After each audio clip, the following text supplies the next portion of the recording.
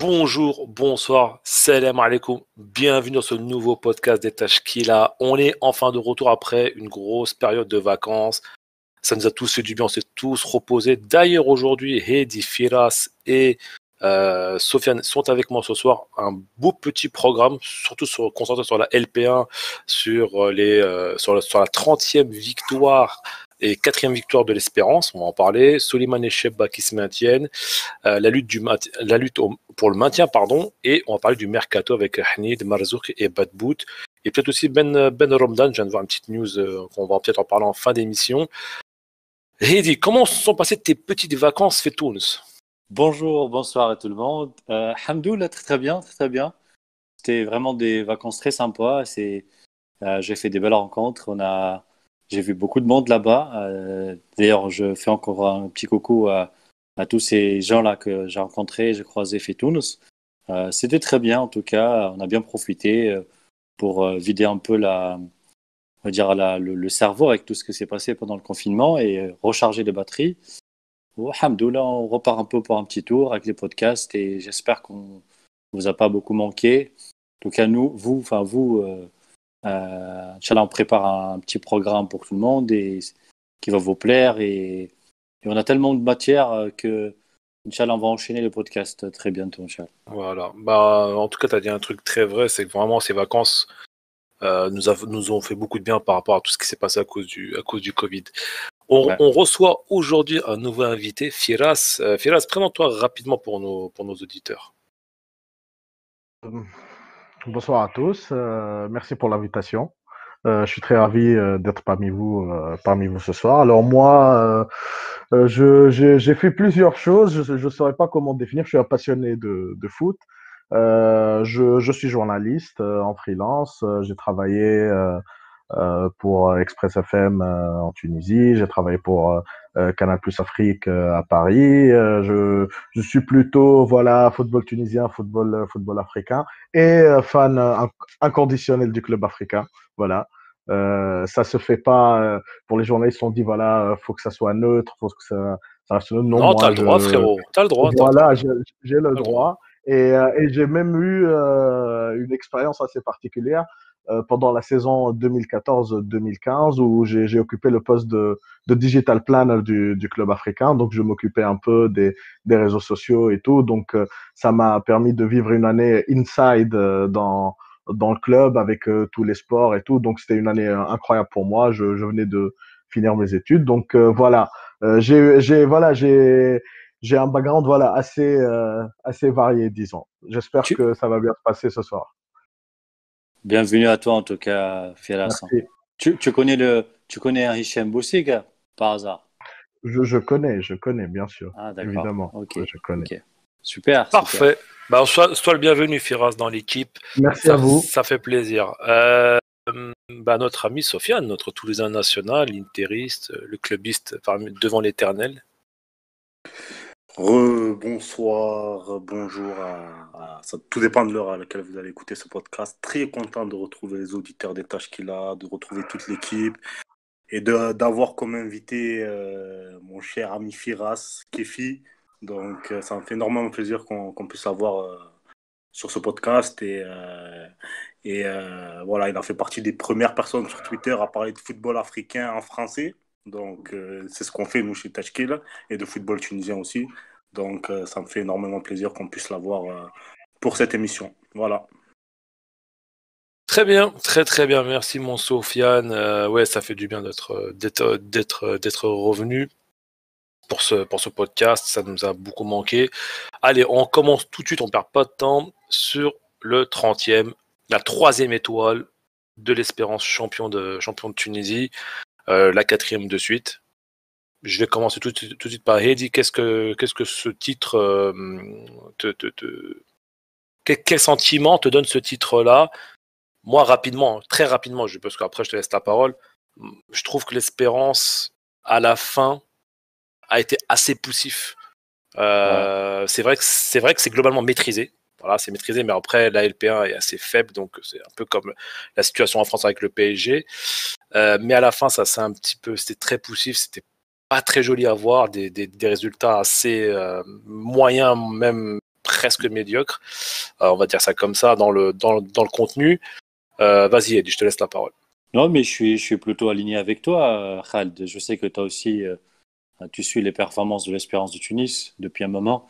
Et j'ai envie de dire que c'était un sujet qu'on a traité avec Walid, avec Slim Azeb, et quand on avait fait le podcast sur l'Espérance, à la sortie de, je crois que c'était après l'élimination en Ligue des Champions face aux Zamalek.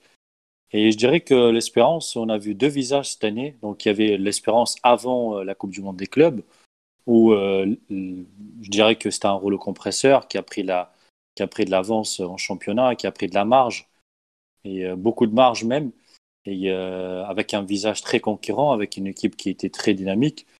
Et après l'élimination en Ligue des Champions et la perte de la Supercoupe face aux Zamalek, l'équipe a été un peu en dessous, était un peu en dedans de ce qu'elle pouvait faire, et de la qualité de son effectif. Et après le confinement, c'est vrai que en termes de performance et en termes de rendement, et même en résultat, comme tu dis, Khaled, je suis d'accord avec toi, on a vu qu'il y a plusieurs nuls, inespérés comme face à l'Étoile, par exemple.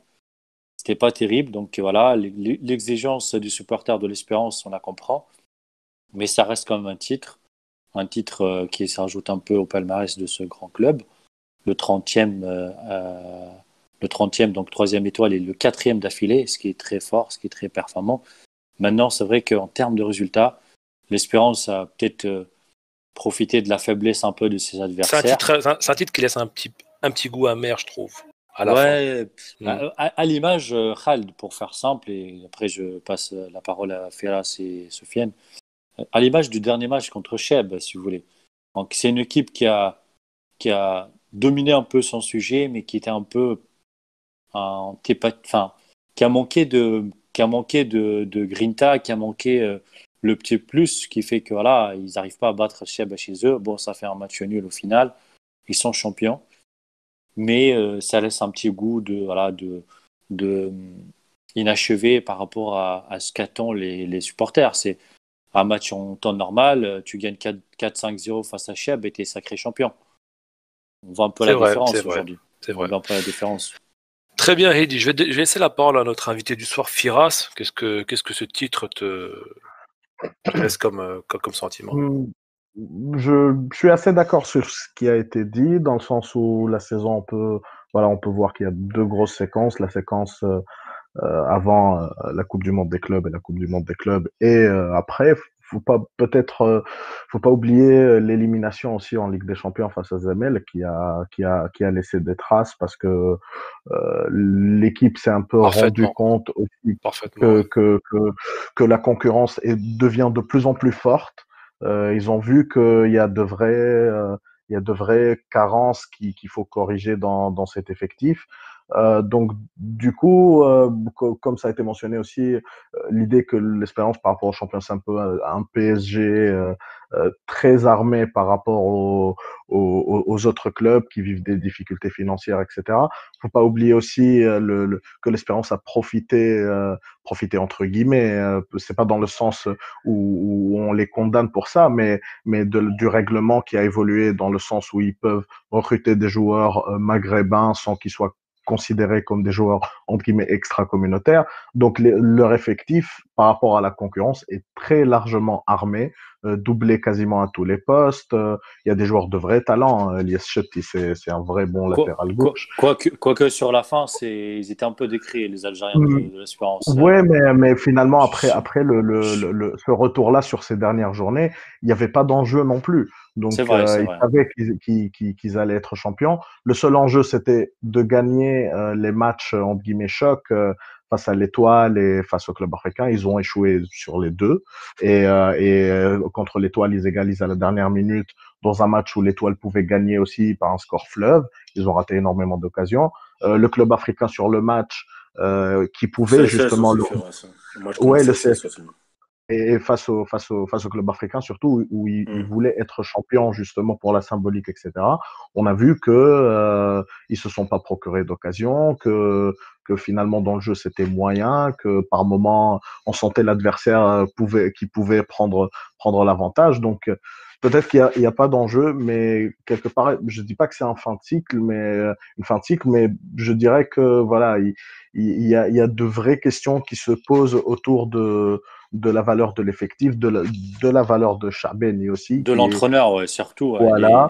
il est Euh, il est très critiqué sur les dernières sorties. Voilà, Euh, mais donc voilà, c'est, ce goût amer, c'est un peu ça, c'est qu'on on sort avec beaucoup plus de questions que de certitudes sur l'effectif globalement. ce qui est marrant dans l'histoire, c'est que il est quand même, il est invaincu, Marine Chaben, en championnat. Donc, Ouais, euh, il y a ça aussi, absolument. c'est très, c'est le côté un peu, entre parenthèses, injuste du foot.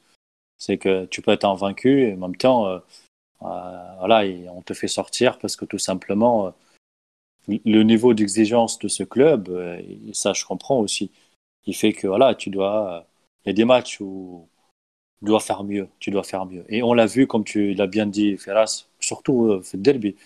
On a vu un club africain, malgré ses peut-être moyens limités. Séduisant.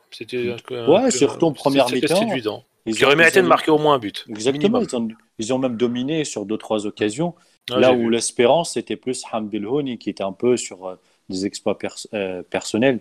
À part ça, il y avait pas de, il y a pas il y a pas d'équipe en fait. Ils ont un peu manqué leur derby, l'espérance. Et je pense que Ah, ils ça a ont fini en énervé, roue libre. Ils ont fini en roue libre. ça a énervé beaucoup les supporters, je pense.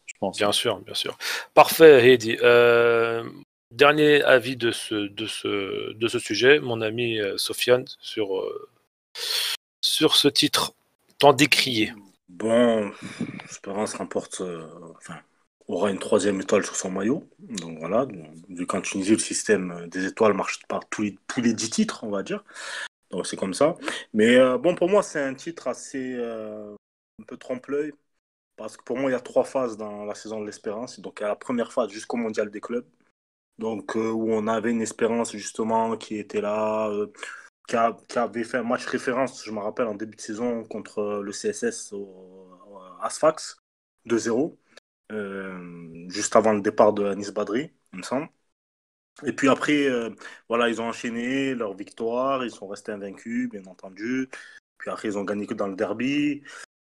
Après, il y a eu le mondial des clubs où ça a été une grande déception pour les supporters parce que voilà, le match contre El Hilal, ils ont été voilà, surclassés.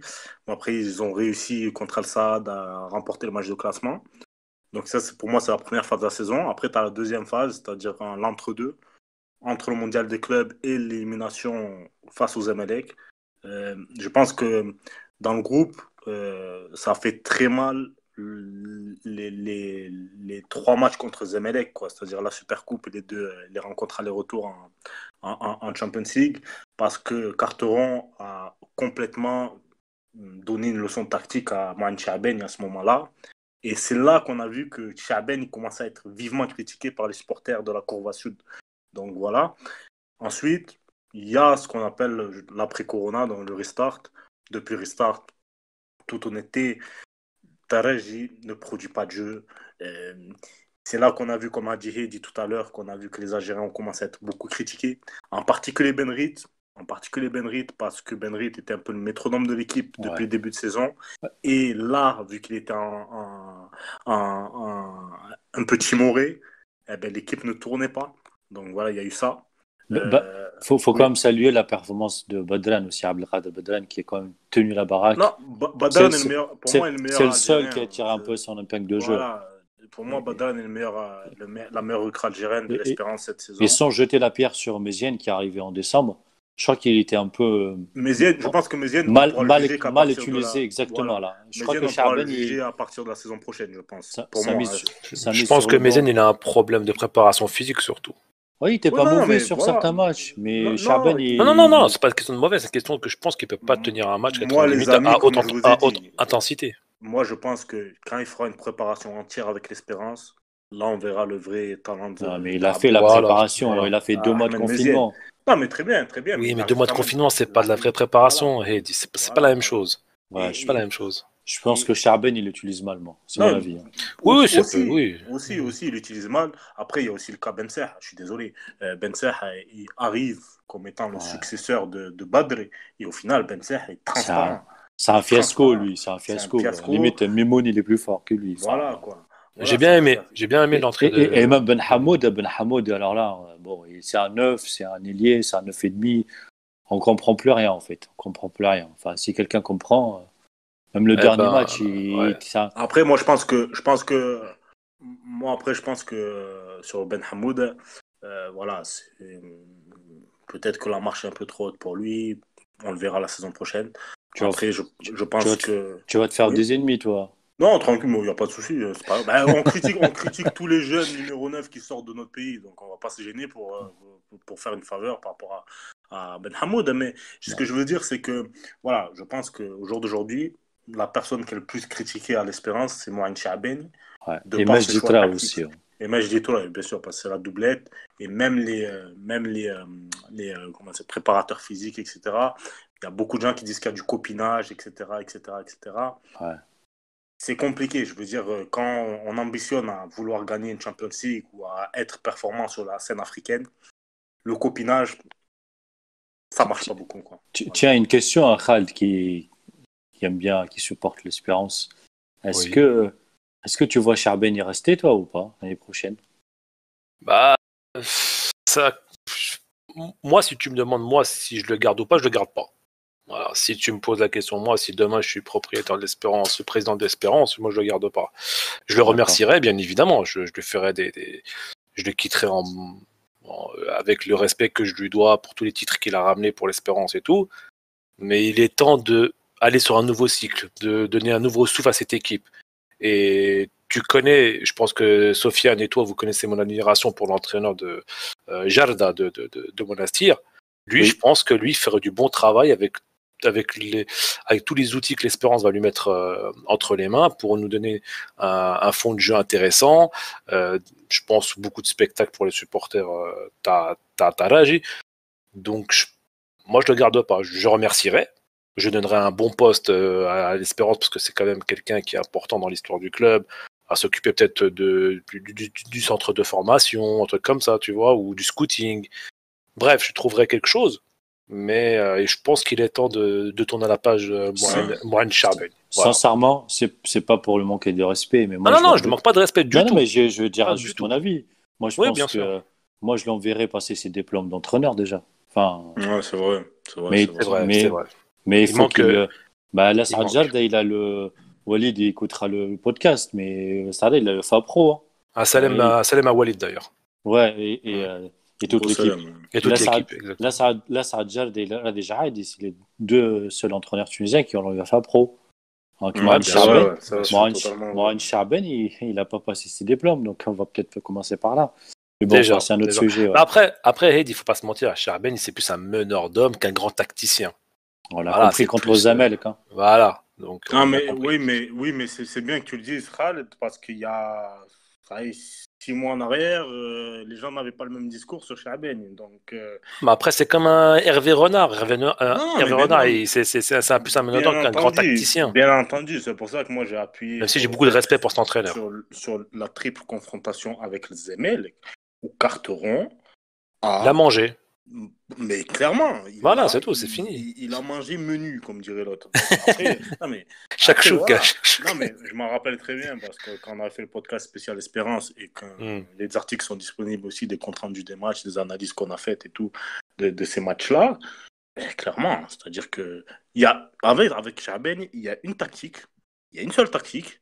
Ça passe pas, on change pas, on continue. On fonce droit dans le mur avec cette tactique-là. Donc voilà, allez, si Ouais. El Houni va faire un exploit personnel, ça va passer. La petite chance de Khni, si ça marche, ça va passer. Nanani, nanana. Mais voilà, après, à un moment donné, c'est prévisible. C'est prévisible. C'est prévisible. C'est Ouais, c'est vrai. prévisible. C'est vrai. Et comme j'ai dit, c'est pour ça tout à l'heure, tu as dit comme quoi c'était un championnat un peu voilà, qui est amer. Euh, voilà, bon, l'Espérance remporte une 3e étoile, un 30e titre, c'est historique. D'ailleurs, Mais tu sais voilà, quoi, c'est dû à la faiblesse aussi Soso, des poursuivants. Oui. Oui. Hamdoul Houni, le Libyen, il arrive à. Enfin, c'est sa dernière année de contrat, je crois. Il est très sollicité. Ouais. Je sais C'est pas L'Égypte, si. Zamelek le veut. oui. عندك Et, Zamalek et après il y avait le Pyramide SAD aussi. aussi, il y avait le SAD de Qui l'équipe ça? Qui ça, Ferraz? de Xavi. Moi, j'ai vu Zamalek et Pyramids. Ça Oui. ça m'étonnerait pas. Ils ont les Ils moyens. ils le connaissent très bien aussi. Ben Mais Pyramids, ouais, c'est. il y a des clubs qui ont clairement les moyens parce qu'on voit les chiffres actuellement dans le championnat égyptien, des salaires à Mais c'est Oui, incroyable. 1,5 par année, etc. oui. Donc, pour déboucher un mec comme Louni, c'est dans Ça va leurs être moyens. facile. Oui, c'est facile. Dans En leurs plus, moyens. Il peut partir libre en fin de saison, enfin l'année en prochaine. plus. Il lui En reste que Ouais, 21 2021, ans. aussi, ouais. aussi, aussi. Ouais. Mais je pense que peut-être que il se dit si je veux continuer peut-être que le train quelque part est passé et que c'est peut-être l'heure des clubs égyptiens pour les années à venir. Donc ça peut faire réfléchir, j'imagine. C'est possible, c'est possible. Voilà. Une dernière chose, Khaled, vite fait, Dernière rapidement. chose. Dernière chose, et après on passe à autre chose. Mais par rapport à l'espérance, ce que je veux dire, c'est que dans les gros matchs cette saison, moi, il n'y a que le match contre le CSS au match aller où j'ai vu une espérance qui était supérieure à Ouais. ses rivaux. Contre l'Étoile, le match aller, il gagnait 1-0, but de Leouni. Bon, ça joue à un détail. Le match retour, 1-1, bon, on sait comment ça s'est passé. Égalisation à la dernière minute du temps additionnel. Dans Et le le derby derby du aller, match aller, le le match aller, scénario voilà, facilite le match. voilà, exactement. Donc voilà, le penalty, etc., etc. Le derby retour, on a vu, on en a parlé déjà et on a tous vu récemment comment ça s'est passé. Donc ce n'est pas en fait, au classement, on voit une différence totale, on va dire, entre le poursuivant et l'espérance. Mais en termes de confrontation directe dans les classicos et dans les derbys, j'ai pas vu une différence si grande que ça, quoi. J'ai pas vu une si grande différence que ça. Donc voilà. Merci. Merci beaucoup, messieurs, pour cette page sur l'Espérance, sur leur 30e titre. On bascule tout de suite sur, sur Ras Solimen et Chebba qui se maintiennent après leur première saison LP1. Donc, Heidi, je te laisse développer un petit peu sur ce sujet-là et on débat tranquillement avec Firas et Sofiane. Alors, on arrive sur mes petits chouchous de championnat, on va dire. Hein. Euh, Moi, j'ai une grande admiration pour ce qu'a fait là, c'est Slimane. Hein. Enfin, en tunisien, on dit Slimane. En français, ça fait Mm. Soliman. Oui, oui, c'est vrai, c'est vrai. Mais, excusez-moi, je vais dire Slimane, c'est plus facile à prononcer.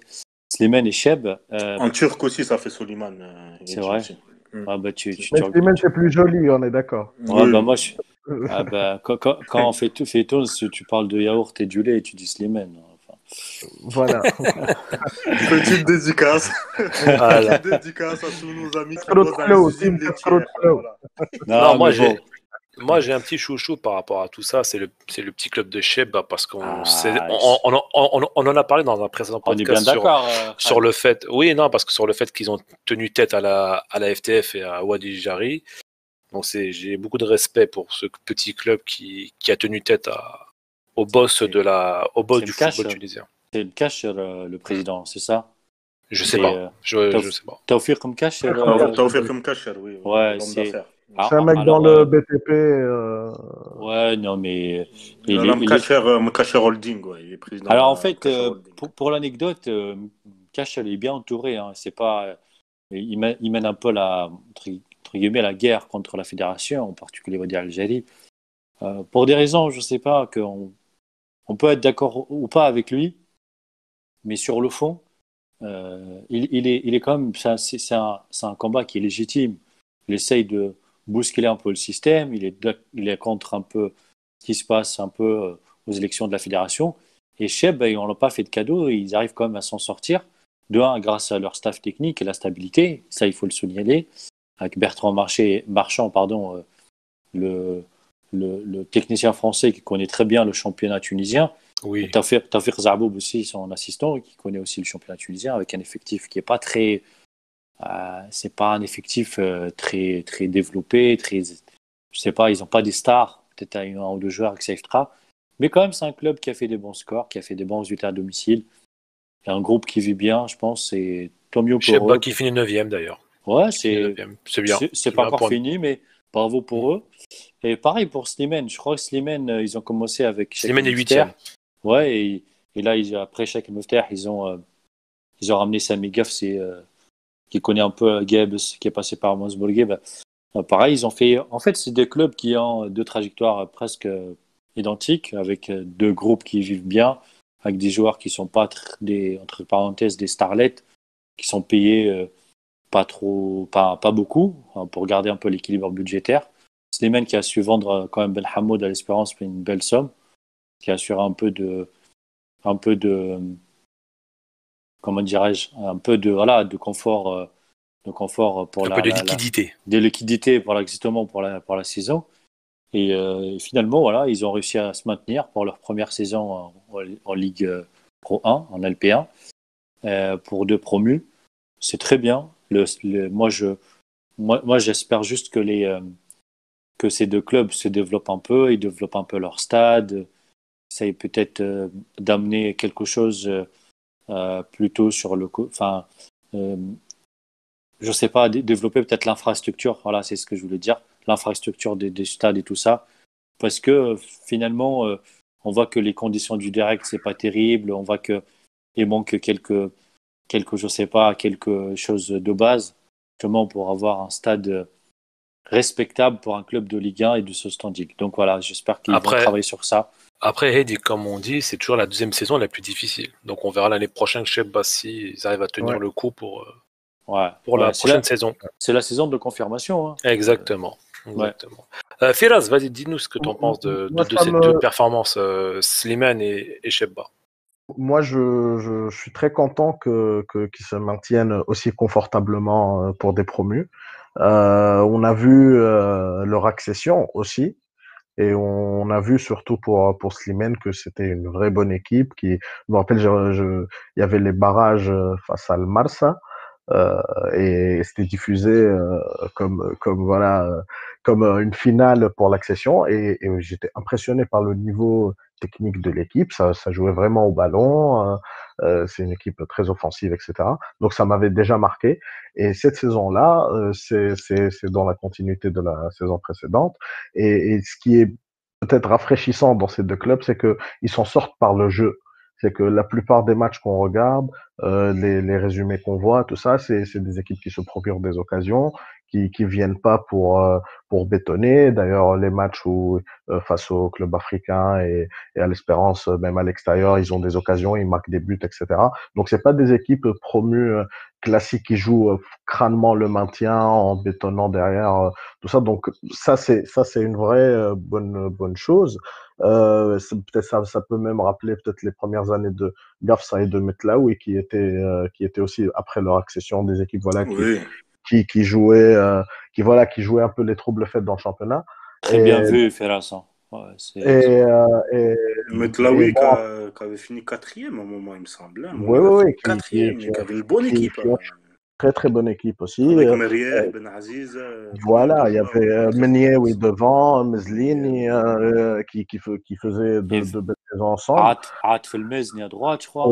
Aussi. Donc voilà. Et dans le détail, moi j'ai plus aimé Cheb que Slimane parce que Cheb, voilà, ce que j'ai bien aimé, c'était l'investissement, voilà, dans un entraîneur qui est d'expérience.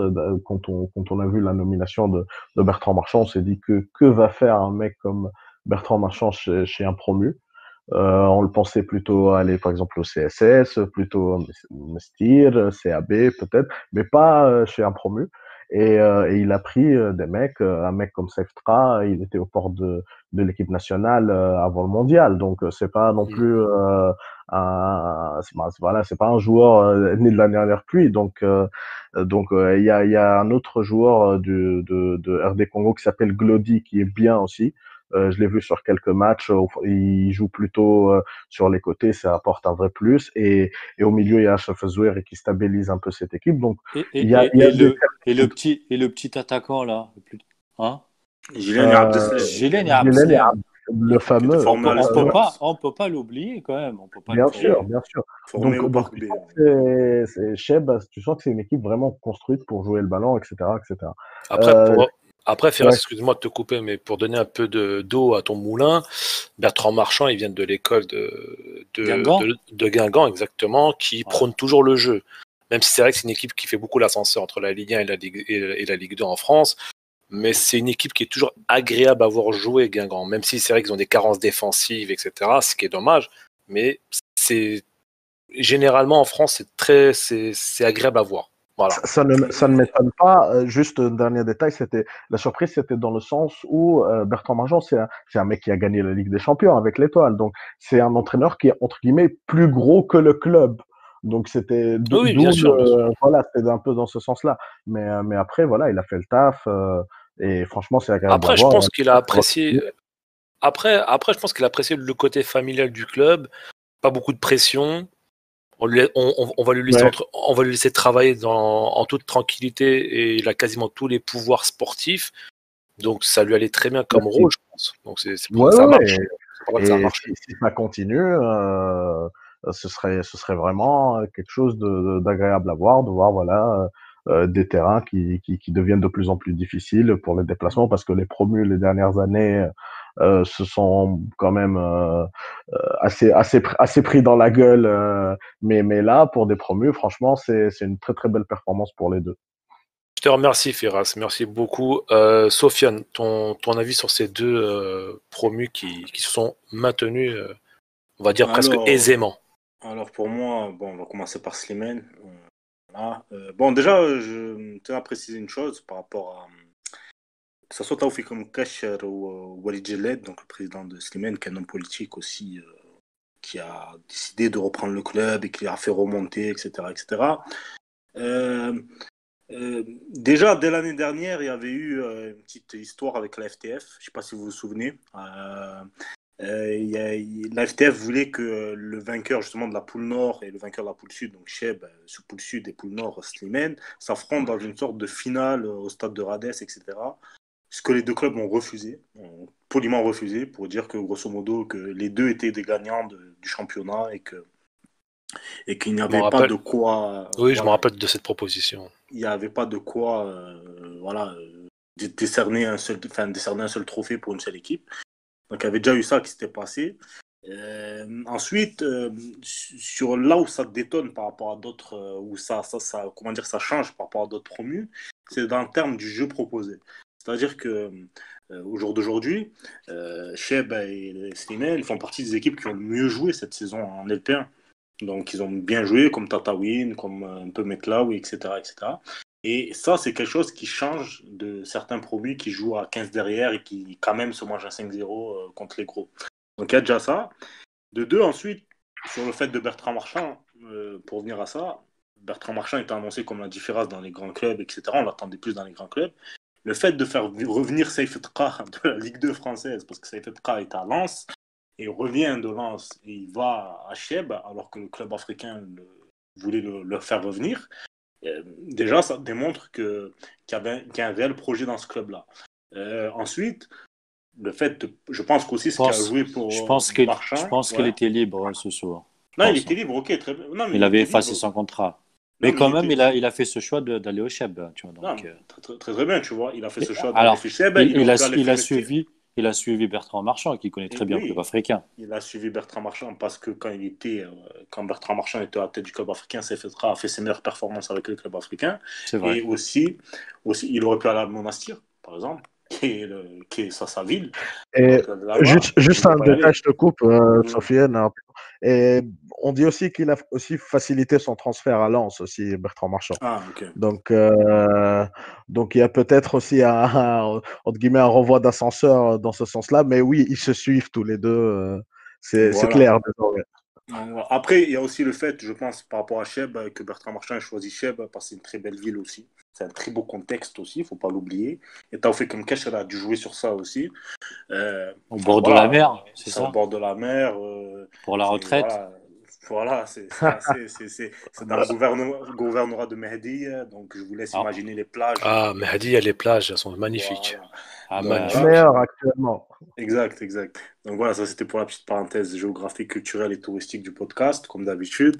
Mais ensuite, voilà, je pense que ces promus-là ont quand même cassé une certaine image qu'on avait des promus. C'est-à-dire qu'au jour d'aujourd'hui, que ça soit Chiche l'année prochaine ou Beige, on va pas les voir de la même façon que quand on a vu, par exemple, par le passé, d'autres équipes quoi, qui montaient, etc. Et qu'on se sont dit, bon, ils vont faire l'ascenseur, ils vont directement redescendre. Déjà, il y Ouais. a ça.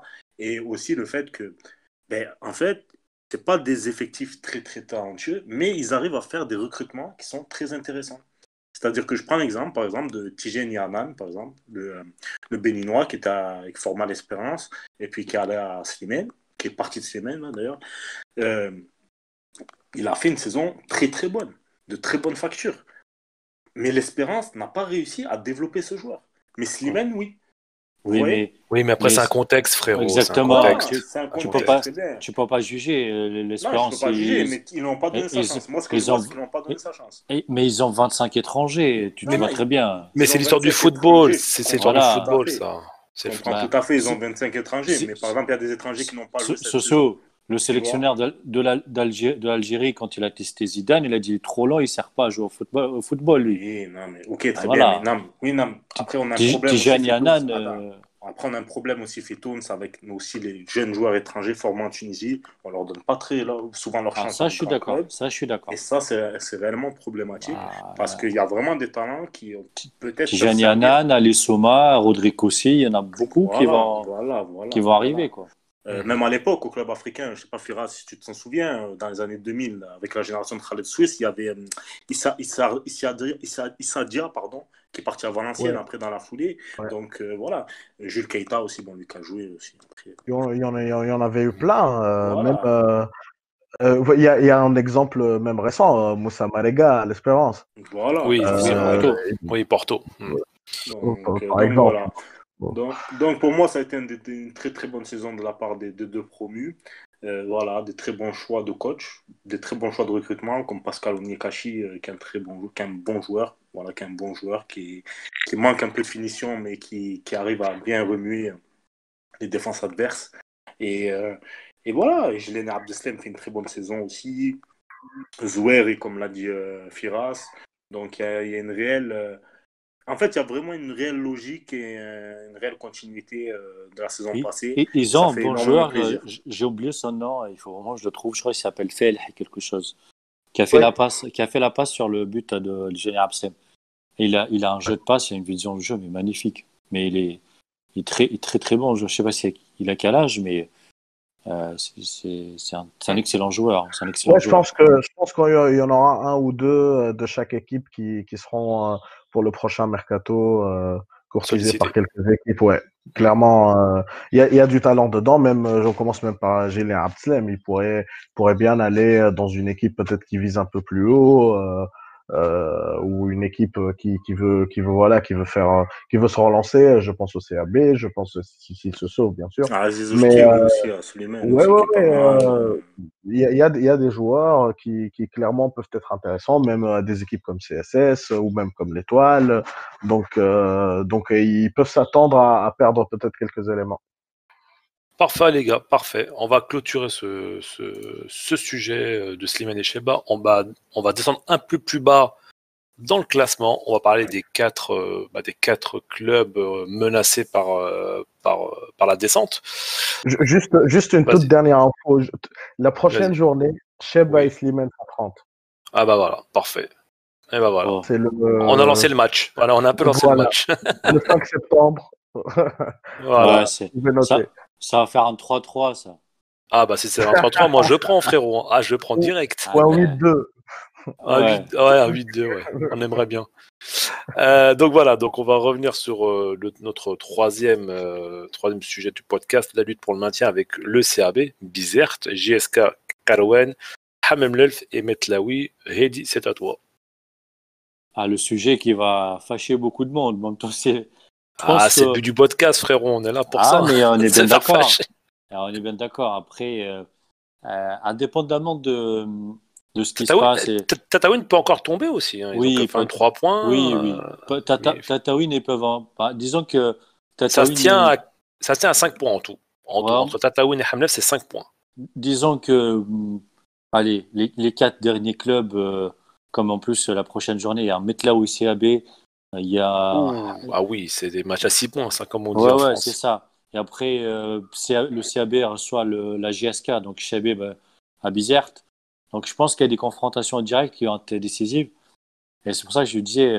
Et puis le Hamam qui reçoivent l'Étoile du Sahel, qui joue aussi les places africaines. Ah oui, oula, oui, c'est pas un cadeau. C'est pas un cadeau. Bah, pas du tout. Donc en fait, moi je prends plus de plaisir à voir les matchs du maintien, enfin cette lutte-là, que les. Oui, il y aura du suspense là un peu. Ouais, mais bon, ok, on critique un peu ce qui s'est passé à Bizerte. Il y en a qui parlent un peu du stade, mais enfin, ce qui se passe au stade, ben, ce qui se passe au stade. Maintenant, encore une fois, c'est pas pour défendre le CAB, mais ils n'ont pas volé leur but. Hein. Les buts, ils ont marqué des beaux buts, encore une fois. Ils ont ramené les 3 points, un peu comme Hamem l'a fait contre le CSS. C'est des clubs qui se battent. C'est des clubs qui vont pas lâcher jusqu'au bout. Il y a un championnat et il se joue sur 26 journées. C'est pas 22, c'est pas 23, c'est 26. Maintenant, je crois que j'ai échangé avec qui à l'heure. Je crois que c'était un follower sur Twitter, je crois que c'est Helmi, qui disait que 2 grands clubs, malheureusement, ils vont descendre en fin de saison, ce qui est vrai. Ouais. Donc et personnellement, je vois que ça va se jouer plutôt entre le CAB, GSK, Qarouen, Shabib et Hamam Al-Menf. Ouais, la ville de notre ami Soso et du capitaine Khaled Hosni. Ouais. Et du rappeur et serpent aussi. Ça, voilà. Ça c'est du rap, ça. Ça, je connais pas trop, tu vois. Et du coup, ça va être chaud. Je pense que ça va se jouer comme le dernier match de Hamam contre CSS ou CAB contre Mesti. Ça va se jouer dans les coulisses, ça va se jouer un peu sur ça va se jouer au mental. Ça va se jouer au mental. L'expérience. Oui, aussi l'expérience, le mental. L'expérience du maintien, l'expérience du dernier sprint, la Exactement. prépa, l'effectif, les entraîneurs. Donc, tu as Kais Yacoubi qui a rejoint Bizerte entre temps. Ouais, Kais Yacoubi avec Bizerte qui fait un travail, de mental très, très, très fort. D'ailleurs, on l'a vu comme ils sont revenus contre le Mestil.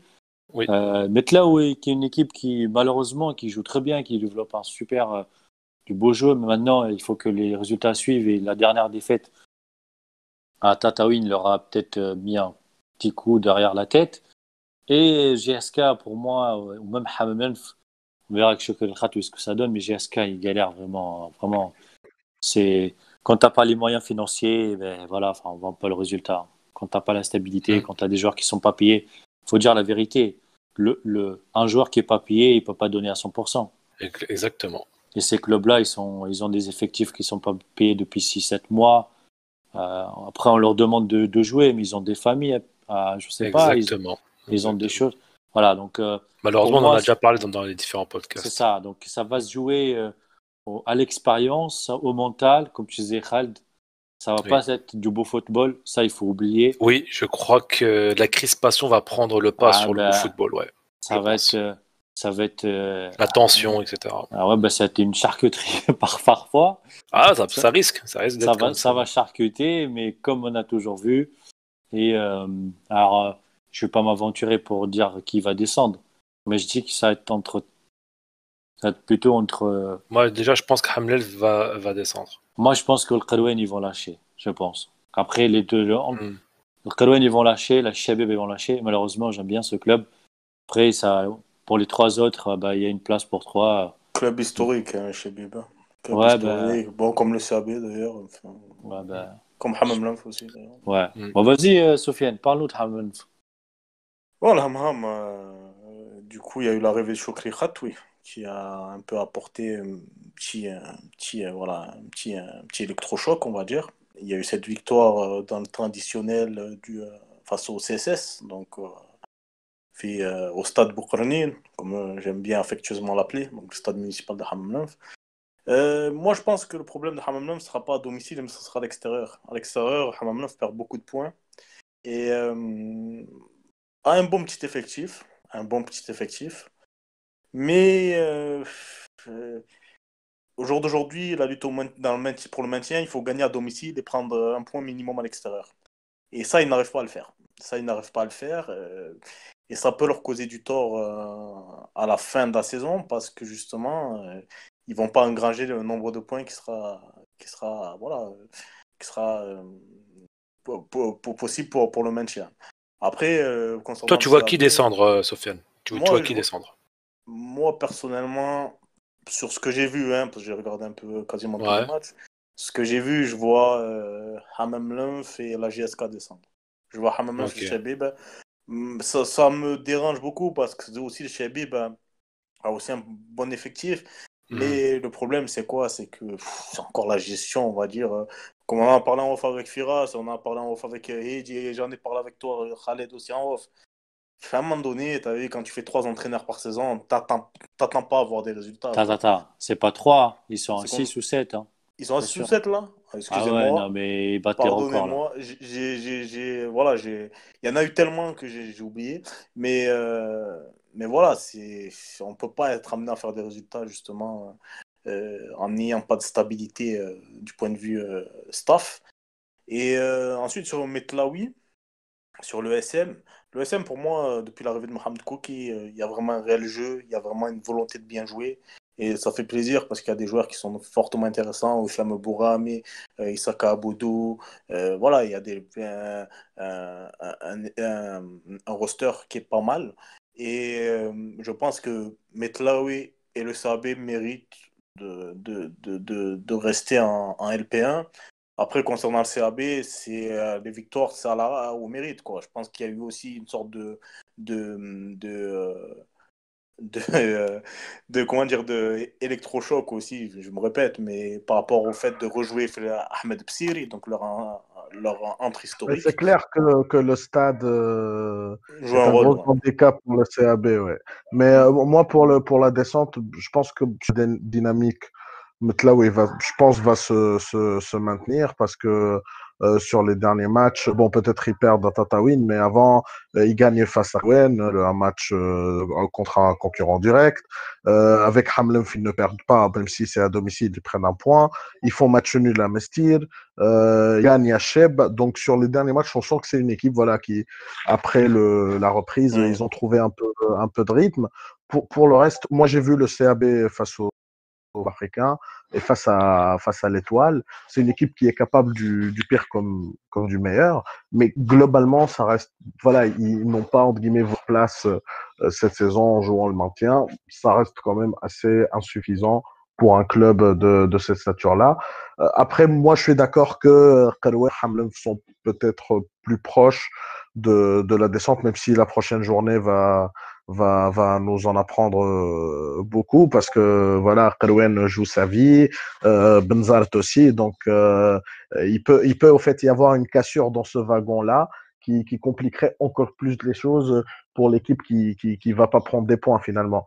Donc, Complètement, ouais. Complètement. donc donc, du coup, je pense que Benzart, malgré tout, va arriver à glaner peut-être une victoire, peut-être la prochaine journée.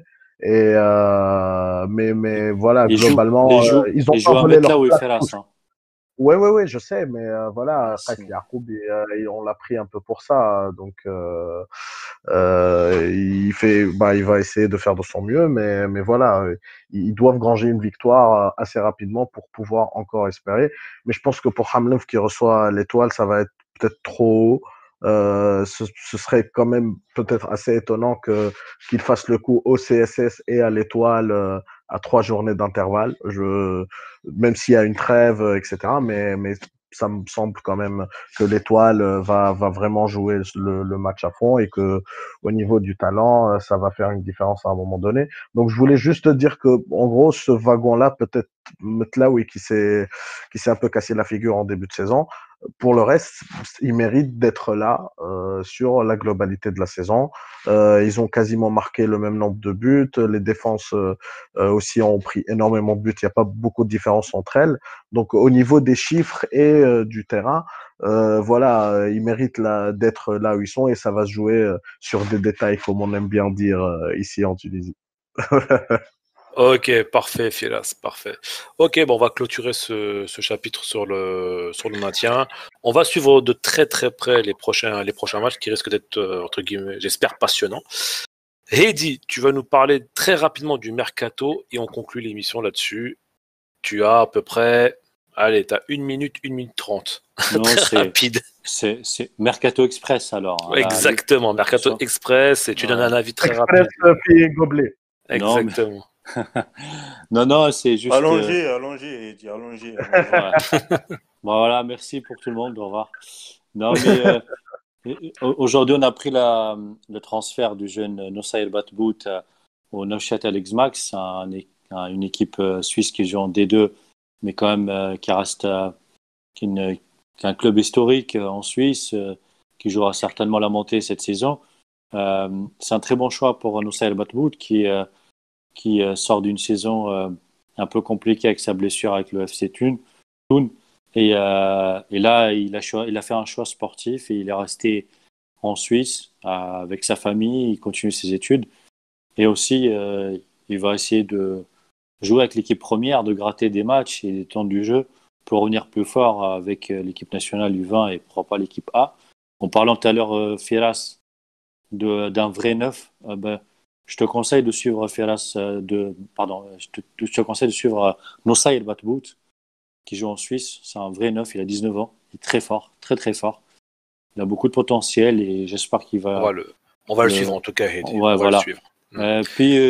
Puis juste une deuxième chose, c'est Mohamed Ali Bourmdan. J'espère que ça va se débloquer pour lui très prochainement. On parle aussi de Zult Varagen en Belgique apparemment aussi. Je pense que les choses se diront au temps voulu par rapport à la situation. De toute façon, c'est le dernier mois du mercato. Le mercato se termine le 5 octobre. Non, mais son blocage, il n'est pas anodin, en tout cas. Le fait qu'il galère un peu depuis un moment, les choses sortiront au bon moment. Mais en tout cas, moi, j'espère qu'il trouvera un bon club, un bon projet en France et pour continuer sa progression, parce que c'est un joueur qui est très prometteur et qui mérite de jouer dans un bon club. Voilà. Ehnid, le gros transfert Nassim Ehnid, en Grèce. Nassim Ehnid qui a vraiment réussi pour moi le grand pas, le grand saut vers l'Europe avec l'AEK Athènes qui va jouer l'Europa League l'année prochaine avec un très bon entraîneur qui est Carrera, qui est passé par la Juve. Et je pense que être entraîné par un entraîneur italien, être coaché ou entraîné, peu importe, c'est très valorisant pour un défenseur parce que il y a une valeur ajoutée certaine sur le volet tactique.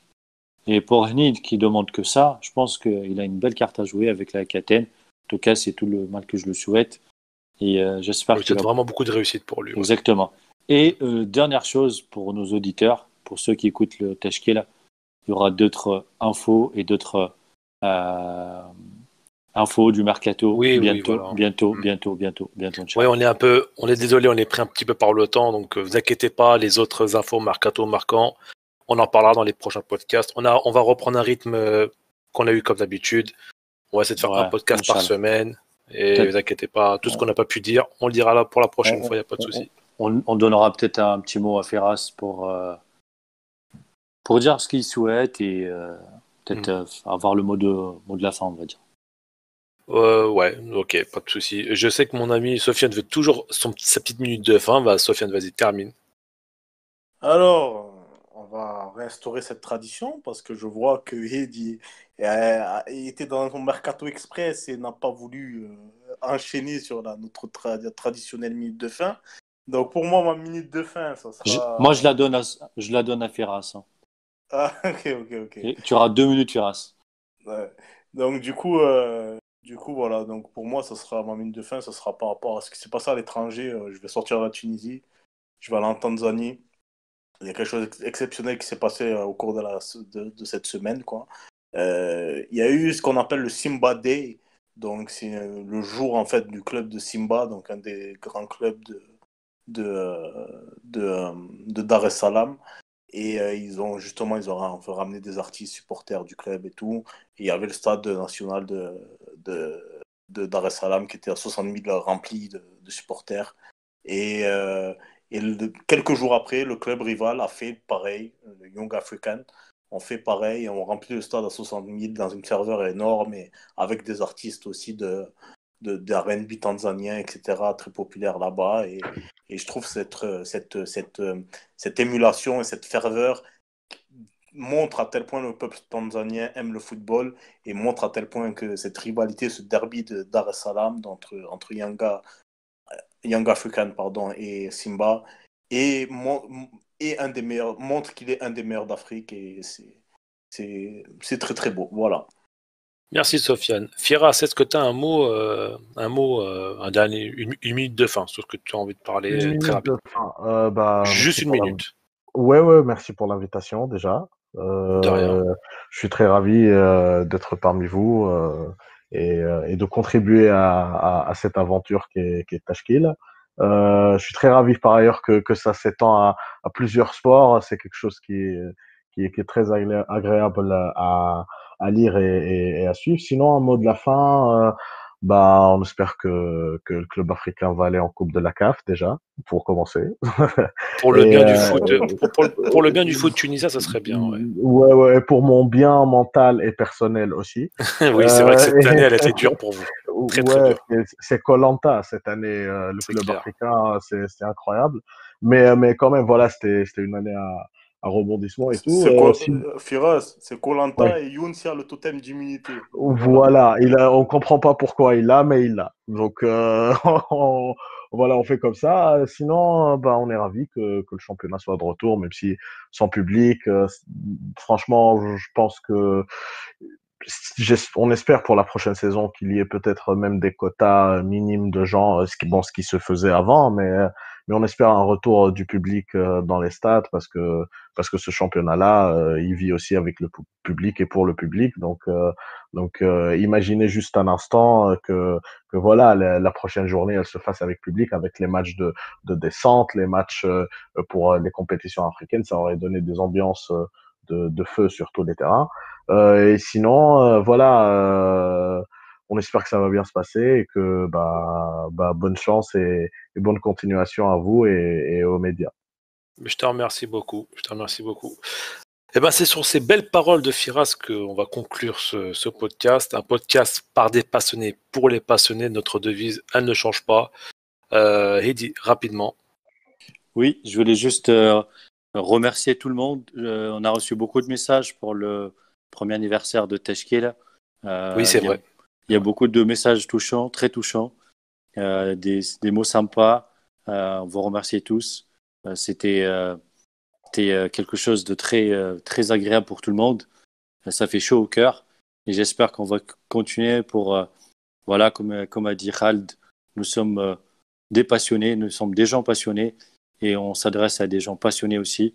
Et Inch'Allah, on va continuer comme l'année première et faire d'autres choses. Inch'Allah, L'année prochaine, tu veux le dire. exactement, ouais, l'année C'est prochaine. pas grave. Et on attend l'apéro de Tashkil à Tunis.